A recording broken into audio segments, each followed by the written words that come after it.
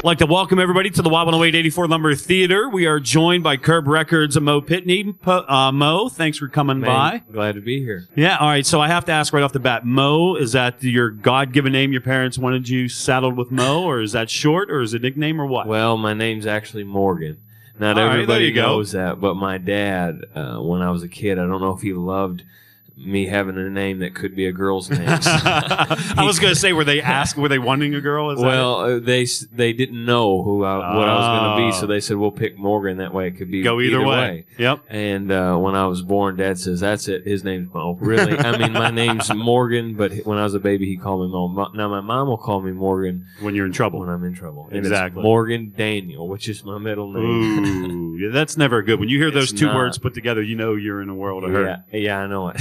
And by the way, I'm considerably older than you. That never goes away. Really? My mom did that to me the other day. That's disappointing. The fear is still there. The fear is still there. So Cherry Valley, Illinois, is it as small as it sounds? Well, it's actually connected to Rockford, Illinois, which is not that small, but Cherry Valley in itself is pretty small. It's kind of in between the more rural area. I mean, cornfields. So it's the transition period. Exactly. So I got to hunt and fish right out my back door and all that stuff, but was able to, in 10 minutes, be downtown Rockford.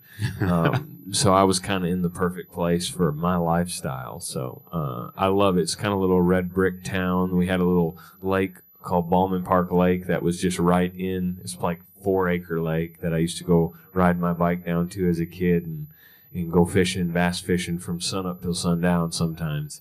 But I loved it, man. You still get to do any of that? Yeah, not as much as I'd like to. In this last year, the radio tours shut down a lot of that. And my mom thinks I'm crazy because that hunting and fishing used to kind of control my life. And she can't believe that I was able to shut it off long enough to even go on this radio tour. So I missed a lot of hunting this year. But turkey season's coming up in the next month, and I told my label, I said, guys, I've been working awful hard, and I might have to take a long weekend. There you go. To go sit in the woods for a little bit to go get my fix. Well, hey, it's country music. You have to go right, too, and that's where you get a lot of your inspiration. It was. Actually, I've got a ton of song ideas and made up half songs. I haven't wrote a full song in the deer stand or in the woods, but I've came pretty close, and I've got some great ideas out there while you're thinking pretty deep. See, just tell them it's a writing session. Exactly. And if you get a turkey out of it, that's even better. Exactly. That's a bonus point.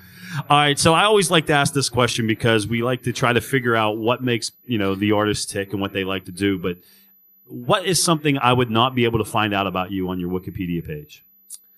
Well, I've been asked that question before, and I don't always know how to answer it. I tell people that I try to be very transparent.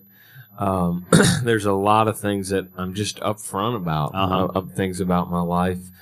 I don't know much of what you wouldn't know. I mean, I hunt and fish. I love getting in my Bible. That's one thing that's a huge part of faith-based in kind of my music and what I do. But in interviews, I normally just kind of spill my guts everywhere I go, so I think everybody knows a lot about me already. But I guess I'm not hiding anything. There you go. Well, the buzz on you in Nashville is growing by the day. A lot of people with social media. Matter of fact, Country Weekly just named you one to watch in 2015.